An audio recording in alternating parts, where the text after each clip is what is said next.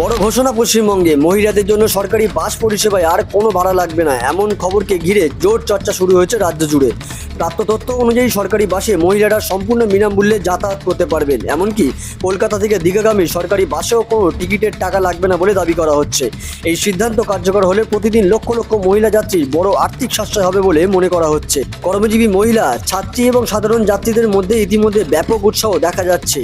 তবে এই বিষয়ে রাজ্য সরকারের আনুষ্ঠানিক বিজ্ঞপ্তি বা বিস্তারিত নির্দেশিকা প্রকাশিত হচ্ছে কিনা তা খতিয়ে দেখা হচ্ছে।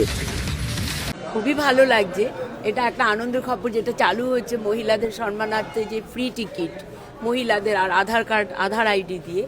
খুবই ভালো। প্রথম এটা সুযোগ আমার বয়সে, ঠিক আছে, 64 এজ আমার। আচ্ছা, আপনি যাচ্ছেন দীঘা, তা কেমন লাগছে একটু যদি বলেন? ভালো লাগছে। আইডি প্রুফ দিয়ে আধার কার্ড মানে ফ্রিতেই দিচ্ছে, খুবই ভালো লাগছে। খুব ভালো লাগছে তো দীঘা।